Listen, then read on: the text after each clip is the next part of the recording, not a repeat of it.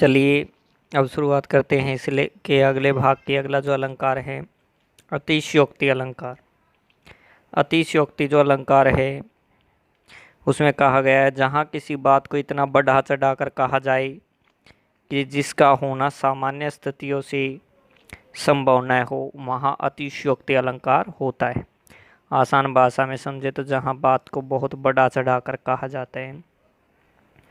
उदाहरण के लिए इसमें कहा गया है हनुमान की पूंछ में लगन न पाई आग, सारी लंका जल गई गए निशाचर भाग।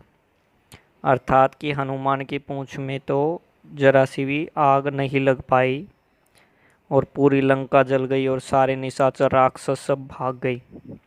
तो यहाँ पर कवि ने बात को बहुत बढ़ा चढ़ा कर कहा है, इसलिए इसमें अतिशयोक्ति अलंकार है। इसी प्रकार अगला जो उदाहरण है इसका, देखी सुदामा की दीन दशा, करुणा करके करुणानिधि रोए, पानी प्रात को हाथ छुओ नहीं, नैनन के जल सो पग धोए।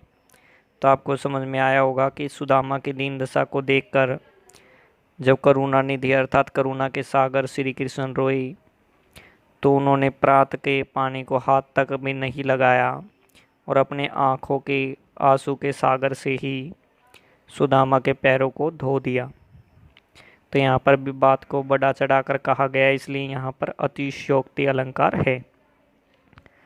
अब अगला जो प्रकार है अलंकार का वो है मानवीकरण अलंकार। देखिए जो मानवीकरण अलंकार है इसकी परिभाषा देखते हैं। जहाँ जड़ पदार्थों पर मानवीय भावनाओं का आरोप होता है वहाँ मानवीकरण अलंकार होता है।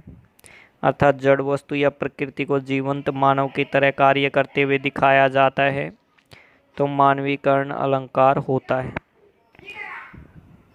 उदाहरण के लिए दिवसा अवसान का समय, मेघ में आसमान से उतर रही वह संध्या सुंदर परी सी। कुछ और उदाहरण देखते हैं, जैसे मेघ आए बड़े बन ठन के संवर के। देखिए बहुत आसान उदाहरण है। मेघ अर्थात बादल जो है वो बन ठन कर संवर कर आए हैं। इसमें जैसे मानवीय क्रियाएं होती है बादलों के लिए वैसी क्रियाओं का प्रयोग किया गया, इसलिए यहाँ पर है मानवीकरण अलंकार। इसी प्रकार अगला एक उदाहरण है पवन झुलावे के की कीर बतरा में देव।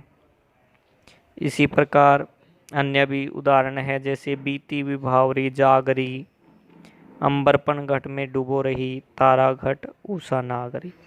तो मानवीकरण अलंकार वहाँ पर होता है जहाँ पर वस्तु या प्रकृति की जो जीवंत मानव की तरह कार्य करते हुए जब उन्हें दिखाया जाता है वहाँ पर होता है मानवीकरण अलंकार।